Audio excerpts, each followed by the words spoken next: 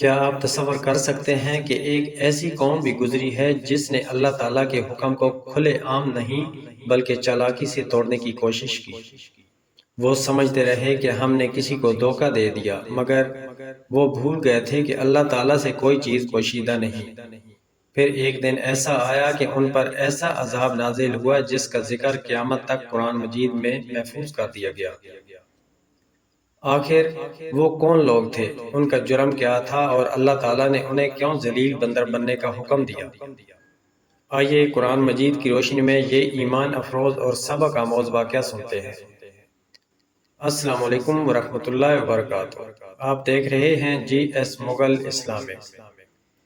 ہمارے چینل پر ہم قرآن و سنت کی روشنی میں مستند اسلامی واقعات، انبیاء کرام علیہ السلام کے قصے اور ایمان تازہ کر دینے والے سبق آموز کہانیاں پیش کرتے ہیں۔ اگر آپ نے ابھی تک ہمارا چینل سبسکرائب نہیں کیا تو ضرور کر لیجئے تاکہ ایسی بہترین اسلامی ویڈیوز سب سے پہلے آپ تک پہنچ سکیں۔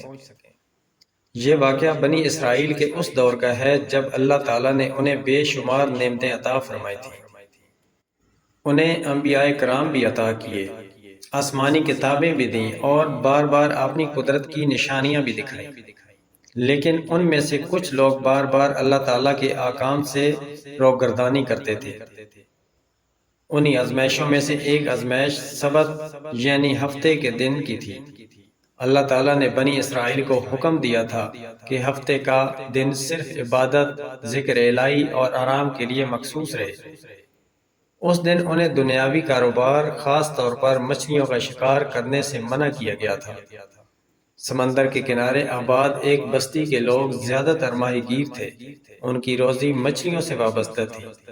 اللہ تعالیٰ نے ان کی ایمان کو پرکھنے کے لیے ایسا انتظام فرمایا کہ اس ہفتے کے دن سمندر کی سطح پر بے شمار مچھلیاں آ جاتی، پانی میں ہر طرف مچھلیاں ہی مچھلیاں دکھائی دیتی، جبکہ باقی دنوں میں وہ بہت کم نظر آتی۔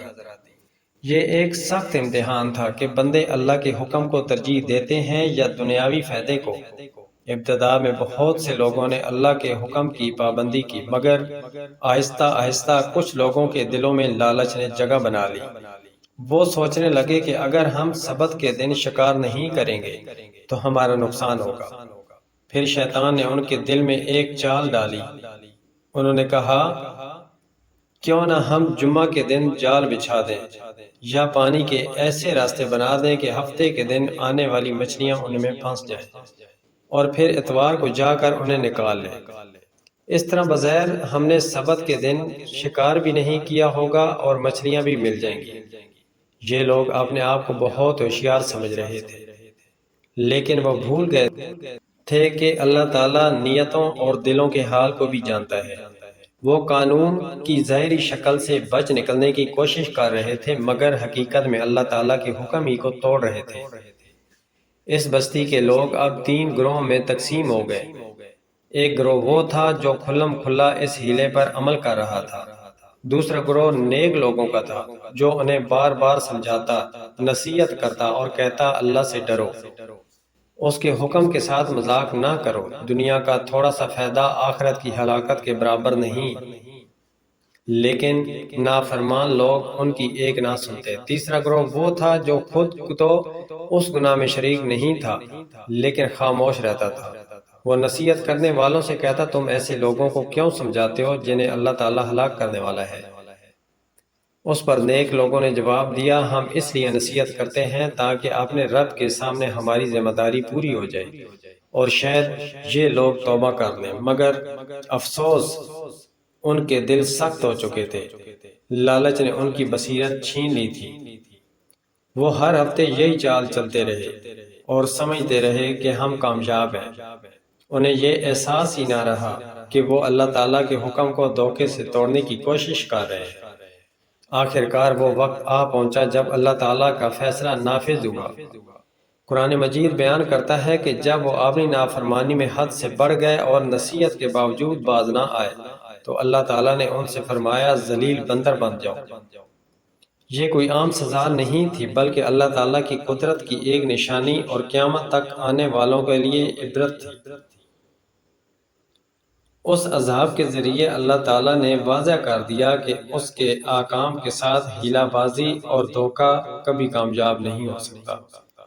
دوسری طرف وہ لوگ جو برائی سے روکتے رہے، اللہ تعالیٰ نے انہیں اس عذاب سے محفوظ رکھا۔ قرآن مجید نے ان کی تعریف کی اور انہوں نے حق بات کہنے اور برائی سے روکنے کا فریضہ ادا کیا، چاہے لوگوں نے ان کی بات مانی یا نہ مانی۔ اس واقعے میں صرف بنی اسرائیل کے لیے نہیں بلکہ ہم سب کے لیے بہت بڑا سبق ہے۔ آج بھی اگر کوئی انسان اللہ تعالیٰ کے احکام کو بہانوں، چالاکیوں یا زہری ہیلوں سے توڑنے کی کوشش کرتا ہے تو وہ دراصل خود کو دھوکہ دیتا ہے۔ اللہ تعالیٰ کو نہیں، اللہ تعالیٰ ہمارے اعمال کے ساتھ ساتھ ہماری نیتوں سے بھی خوب واقف ہے۔ اسی طرح یہ واقعہ ہمیں یہ بھی سکھاتا ہے کہ جب معاشرے میں برائی پھیل رہی ہو تو خاموش رہنے کے بجائے حکمت، نرمی اور محبت کے ساتھ حق بات پہنچانا ایک مسلمان کی ذمہ داری ہے۔ ہدایت دینا اللہ تعالیٰ کے ہاتھ میں ہے، لیکن نصیحت کرنا ہمارا فرض ہے۔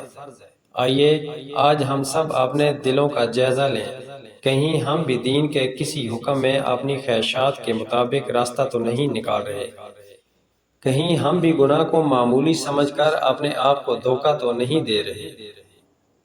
اللہ تعالیٰ ہمیں اخلاص کے ساتھ اس کی اطاعت کرنے، اس کے احکام پر ثابت قدم رہنے اور اس کی نافرمانی سے بچنے کی توفیق عطا فرمائے۔ آمین۔ اگر آپ کو قرآن مجید کے ایسے مستند اور ایمان افروز واقعات پسند آتے ہیں تو اس ویڈیو کو ضرور لائک کریں، اپنے دوستوں اور اہل خانہ کے ساتھ شیئر کریں اور جی ایس مغل اسلامک کو سبسکرائب کرنا نہ بھولیں۔ انشاءاللہ ہم آئندہ بھی قرآن و سنت کی روشنی میں ایسے ہی سبق آموز واقعات آپ تک پہنچاتے رہیں گے۔ اللہ تعالیٰ آپ سب کو اپنی حفظ و ایمان میں رکھے۔ السلام علیکم ورحمۃ اللہ وبرکاتہ۔